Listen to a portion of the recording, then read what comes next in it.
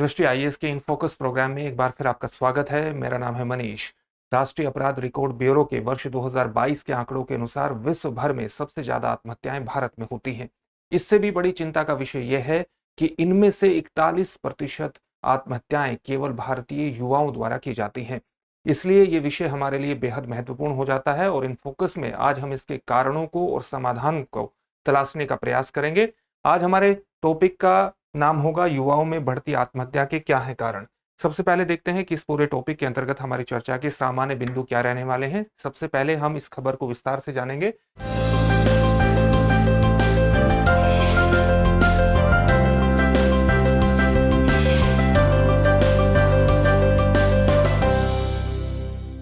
यानी राष्ट्रीय अपराध रिकॉर्ड ब्यूरो ने जो आंकड़े प्रस्तुत किए हैं उन आंकड़ों के बारे में सामान्य रूप से जानने का प्रयास करेंगे। फिर देखेंगे कि आत्महत्या के भारत में क्या कारण है, इसके किस तरह के समाधान हो सकते हैं और क्या रणनीति अपनाई जा सकती है। हाल ही में भारत ने एक महत्वपूर्ण रणनीति अपनाई है जो आत्महत्या रोकथाम से संबंधित है, उस पर बात करेंगे और अंत में आपके लिए एक अभ्यास प्रश्न होगा जिसका उत्तर आपको कमेंट बॉक्स में कमेंट करके देना होगा।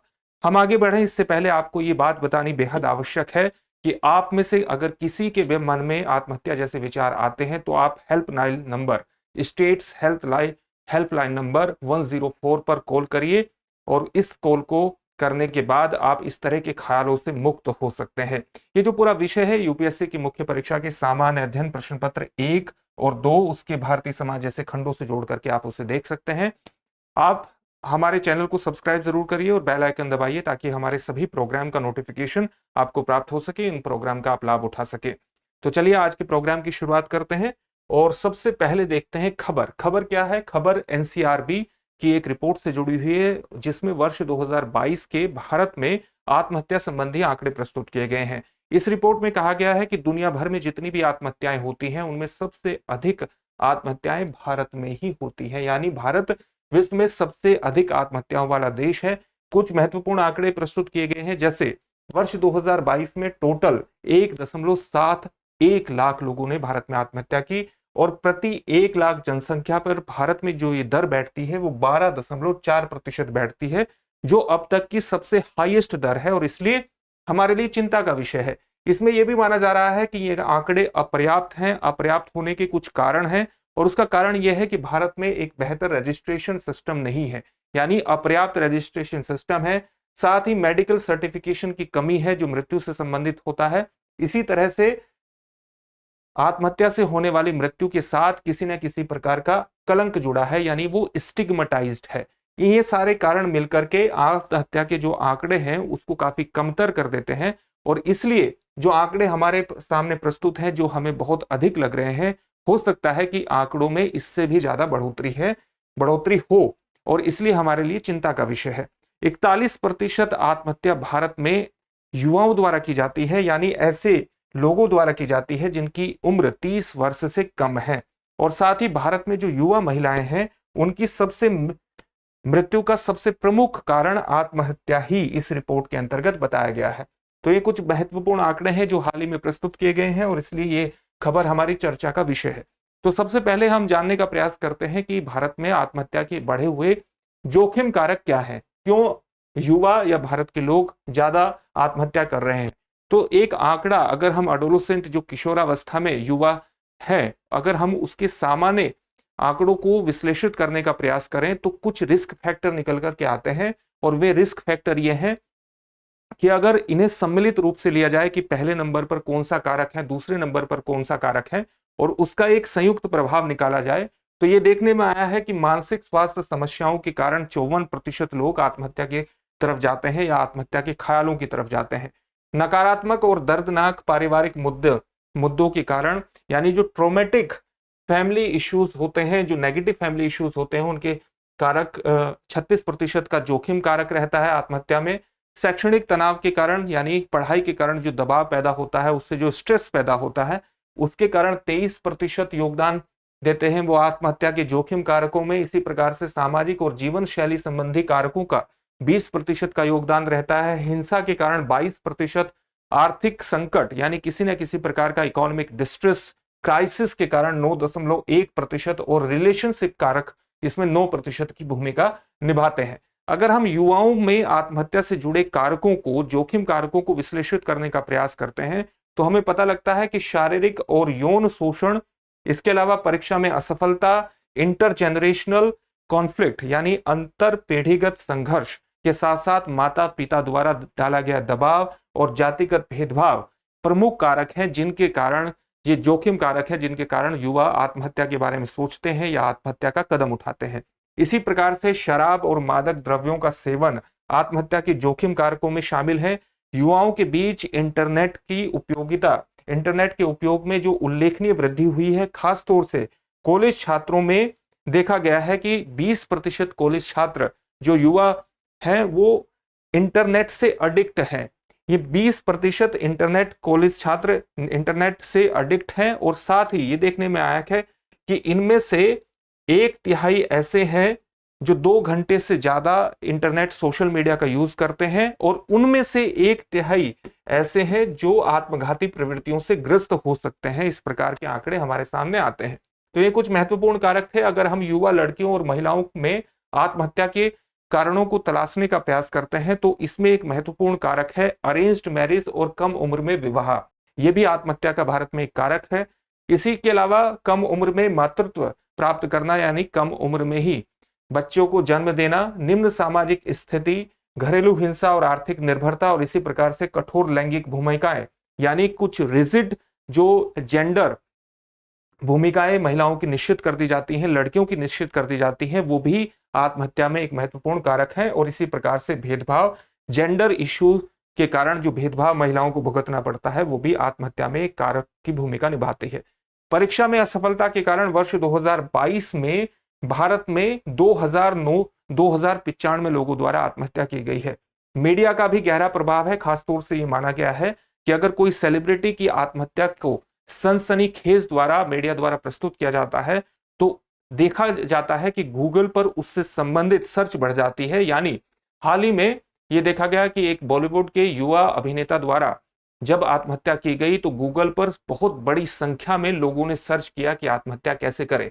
तो सोशल मीडिया या मीडिया के माध्यम से जो न्यूज आती है तो उसका भी समाज पर गहरा प्रभाव पड़ता है और वो भी एक कारक के रूप में सामने आता है, एक जोखिम कारक बनता है आत्महत्या का। इसका समाधान क्या हो सकता है? समाधान करने के लिए इसके समाधान में सबसे महत्वपूर्ण कारक, क्योंकि जैसा कि आप जानते हैं कि आत्महत्या एक जानबूझकर किया गया कृत्य माना जाता है, लेकिन इसके सबसे प्रमुख कारकों में सामाजिक, आर्थिक और सांस्कृतिक कारक माने जाते हैं जो अपने हाथ में नहीं होते। साथ ही आत्महत्या को यह माना जाता है कि आत्महत्या आपके जैविकीय, मनोवैज्ञानिक, सामाजिक, आर्थिक सारे फैक्टर्स मिलकर के आपस में जब इंटरेक्शन करते हैं, ज्यादा इंटरेक्ट होते हैं, तब किसी व्यक्ति में आत्महत्या की प्रवृत्ति का लक्षण उभरता है। इसलिए एक निश्चित कारक का पहचान करना और उस कारक के आधार पर समाधान तलाशना बेहद मुश्किल होता है, लेकिन कुछ कदम उठा करके इस समस्या से निजात पाया जा सकता है। कुछ अगर हम पहले से ही चीजों को पहचान करके इस तरह की प्रवृत्तियों को पहचानते हैं और उसके लिए कदम उठाते हैं तो इस समस्या से निजात पाया जा सकता है। जैसे आत्मघाती व्यवहार में संलग्न युवाओं के लिए समस्याओं का वैकल्पिक और उचित समाधान मौजूद है, ये उनको पता होना चाहिए। यानी हम अगर उनसे लगातार इंटरेक्शन करते हैं और ये बताते हैं कि आप किसी भी तरह की समस्या से गुजरते हैं तो उस समस्या का किसी न किसी प्रकार से समाज में समाधान मौजूद होगा, या थोड़ा समय ठहर करके उन समस्याओं का समाधान स्वतः निकल आएगा। अगर हम इस तरह की प्रवृत्तियां या इस तरह के इंटरेक्शन के माध्यम से युवाओं को ये बात समझा जाते हैं, लगातार उनसे इंटरेक्ट करते हैं, तो इस समस्या से कहीं ना कहीं निपटा जा सकता है। साथ ही युवाओं में एक इस प्रकार के व्यवहार को डेवलप करना पड़ेगा कि वो समस्या मांगने से, किसी भी प्रकार से मदद मांगने से, अपनी समस्या में मदद मांगने से हिचके ना। इसके लिए उनके व्यवहार में परिवर्तन करने की आवश्यकता है और समस्या का समाधान संभव है। कोई भी समस्या ऐसी नहीं है जिसका समाधान संभव ना हो। इस तरह का व्यवहार उनमें विकसित करने की आवश्यकता है। इसी प्रकार से उनके आवेग पर नियंत्रण, वो किसी भी बात पर ज्यादा क्रोधित ना हो, किसी भी प्रकार को भावनात्मक रूप से ज्यादा इंटेंसिटी के साथ ना ले, यानी उनका भावनात्मक रेगुलेशन स्किल्स वो सीखें। मानसिक परेशानी की उनकी शीघ्र पहचान हो, युवाओं के अनुकूल वातावरण में उनकी देखभाल के सही प्रोविजंस हो और इसी प्रकार से एक ऐसी जीवन शैली अपनाई जाए जो उनके मानसिक स्वास्थ्य में सुधार करें।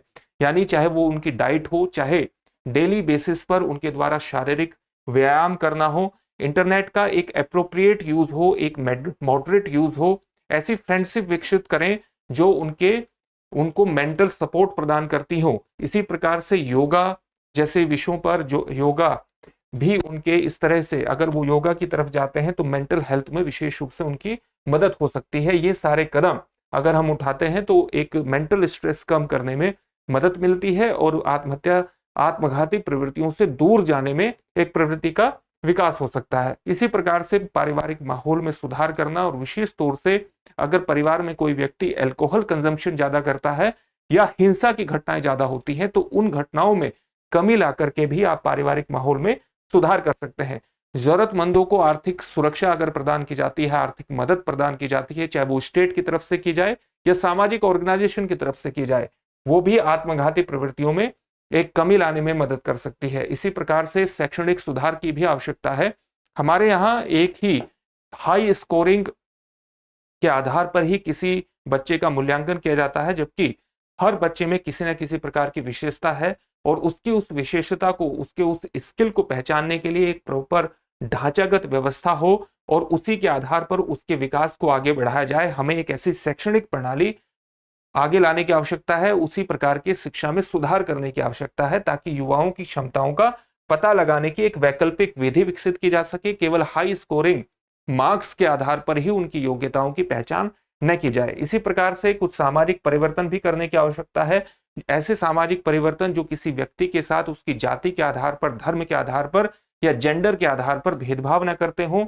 राजनीतिक इच्छा शक्ति की आवश्यकता है। अंतर क्षेत्रीय सहयोग के साथ साथ समाज की भागीदारी, सभी समुदाय आपस में भागीदारी करें और किसी भी व्यक्ति में मानसिक स्वास्थ्य जैसी समस्याएं या मानसिक जो आत्मघाती प्रवृत्तियां विकसित हों, ऐसी स्थिति ना उत्पन्न हो, ऐसे कदम उठाए जाने की आवश्यकता है। इसमें किस तरह की रणनीति महत्वपूर्ण हो सकती है, कैसी रणनीति, इसके लिए जरूरी है कि हम राष्ट्रीय आत्महत्या रोकथाम रणनीति के बारे में बात करें। नवंबर 2019 में एक टास्क फोर्स गठित की गई थी कि भारत में एक राष्ट्रीय आत्महत्या रोकथाम रणनीति विकसित की जा सके और ये रणनीति हमारे सामने आती है 21 नवंबर 2022 को। और इस रणनीति के माध्यम से भारत ने तय किया कि वो वर्ष 2030 तक आत्महत्या मृत्यु दर में 10% तक की कमी लाने का उद्देश्य वो सामने रखता है। इसी उद्देश्य में ये माना गया कि एक प्रभावी निगरानी तंत्र का निर्माण किया जाएगा 3 वर्षों के भीतर, जो आत्महत्या रोकने का महत्वपूर्ण काम करेगा। इसी प्रकार से सभी जिलों में जिला मानसिक स्वास्थ्य कार्यक्रम के माध्यम से इन मानसिक स्वास्थ्य कार्यक्रमों के माध्यम से आत्महत्या रोकथाम सेवाएं प्रदान की जाएंगी। जिला मानसिक स्वास्थ्य कार्यक्रमों के माध्यम से आत्महत्या रोकथाम सेवाएं प्रदान की जाएंगी। इसी प्रकार से 8 वर्षों के भीतर सभी शैक्षणिक संस्थानों में मानसिक कल्याण पाठ्यक्रम को इंटीग्रेट किया जाएगा। इसी नीति के अंतर्गत यह भी रखा गया है। साथ ही स्वास्थ्य मंत्रालय, शिक्षा मंत्रालय, सूचना और प्रसारण मंत्रालय के साथ साथ सामाजिक कल्याण मंत्रालयों के बीच भी सहयोग का आवश्यक माना गया और इस रणनीति का महत्वपूर्ण केंद्र है मानसिक स्वास्थ्य को बढ़ावा देना। स्कूल स्वास्थ्य में दूतों के माध्यम से, यानी जो ऐसे हम मानसिक स्वास्थ्य से संबंधित जो एक्सपर्ट्स हैं उनके माध्यम से, और जो युवा क्लब्स हैं उनका प्रयोग करें और एजुकेशनल इंस्टीट्यूशंस में मानसिक स्वास्थ्य को बढ़ावा देने के कार्यक्रमों को अपनाएं। इसमें तात्कालिक रूप से किस प्रकार के कदमों को उठाए जाने की आवश्यकता है, सभी राज्यों और स्टेक होल्डर्स को रणनीति का प्रसार करने की आवश्यकता है। जो रणनीति आत्महत्या की रोकथाम के लिए अपनाई गई है, इस रणनीति का प्रसार करने की आवश्यकता है। इस रणनीति को बेहतर तरीके से इंप्लीमेंट करने के लिए जितने भी बजट की आवश्यकता है उस बजट को इंप्लीमेंट करने की आवश्यकता है।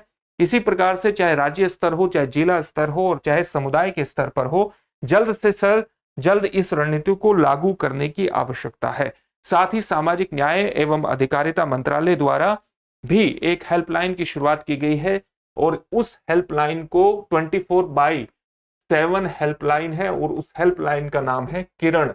तो यह भी एक महत्वपूर्ण हेल्पलाइन है। और आपको जैसा कि अभी बताया गया था कि अगर किसी भी व्यक्ति के मन में आत्मघाती विचार आते हैं तो वो स्टेट्स हेल्थ हेल्पलाइन नंबर 104 पर जरूर कॉल करे। और इस तरह की सुविधाएं राज्य सरकारों द्वारा, केंद्र सरकार द्वारा प्रदान की जा रही हैं। तो ये सारे कदम उठाए जाने चाहिए ताकि भारत में जो युवाओं में बढ़ती प्रवृत्ति है आत्महत्या की वो कम हो सके और भारत इस समस्या से निजात पा सके।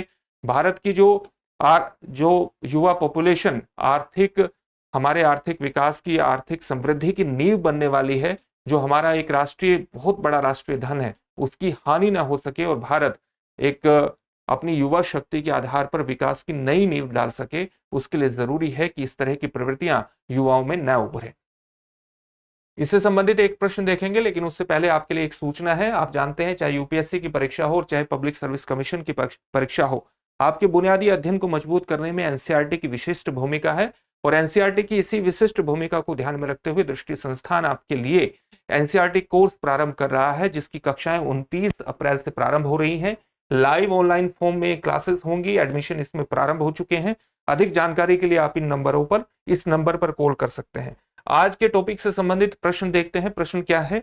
राष्ट्रीय आत्महत्या रोकथाम रणनीति में वर्ष 2030 तक आत्महत्या मृत्यु दर में कितने प्रतिशत की कमी लाने का लक्ष्य रखा गया है? आपके ऑप्शंस हैं 5%, 10%, 15% या 20%। इस प्रश्न का उत्तर आप हमें कमेंट बॉक्स में कमेंट करके जरूर दीजिए। साथ ही हमारे चैनल को भी सब्सक्राइब करिए और बेल आइकन दबाइए ताकि हमारे सभी प्रोग्राम से आप जुड़ सके, उनका लाभ उठा सकें। फिर से एक नए सेशन में आपसे मुलाकात होगी। धन्यवाद। डियर व्यूअर्स, अपने एग्जाम की तैयारी को और बेहतर करने के लिए हमारे चैनल को लाइक, शेयर और सब्सक्राइब करना न भूलें।